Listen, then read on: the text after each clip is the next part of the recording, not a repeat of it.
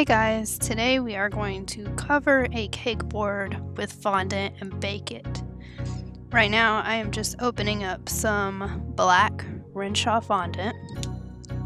I'm working on a black cake at the moment, so that's why I chose black. You can use any color you want. I have already applied a super thin coat of Crisco or shortening to my cake boards. And really it just needs to be a tiny little bit. It does not have to be a lot. I just got like a half teaspoon and smoothed it over my whole board, and it is a 12-inch cake board. Right now I am just going to smooth this fondant out. You want to make sure and not have any air bubbles, anything like that. And we're just going to roll this out. Black is the softest fondant because it does have so much coloring in it, which is why it's going to look super floppy. It is, like I said, it is the softest fondant, so you have to be a little more careful with it. But this brand, being as awesome as it is still very pliable.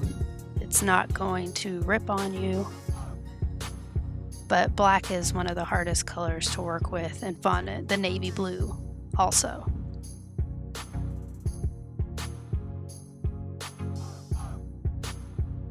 This doesn't have to be rolled out completely to the size of the board, just get it close.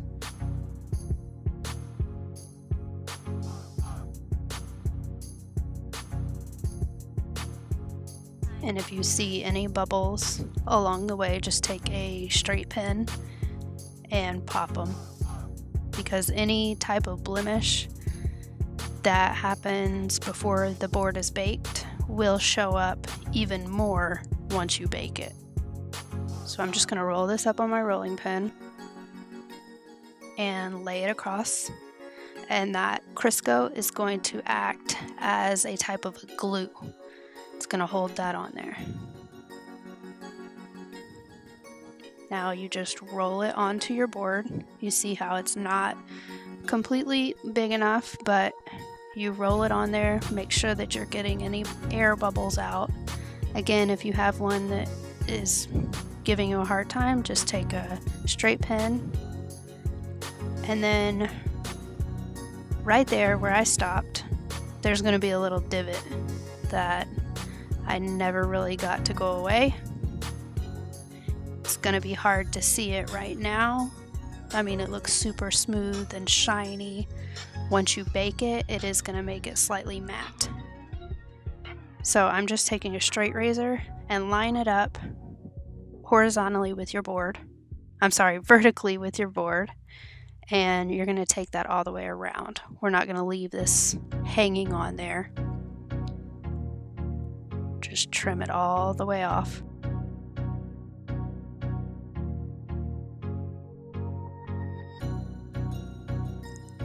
If you do have any mistakes in there, you can just run your finger along there.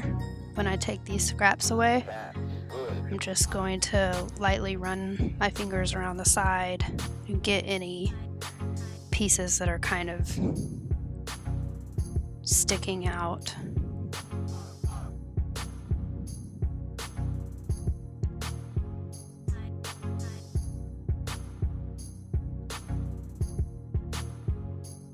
And there you have your smooth edge.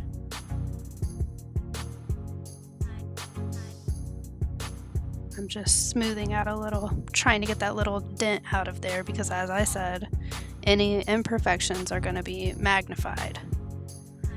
Now this goes into a 170-degree Fahrenheit oven for 15 minutes.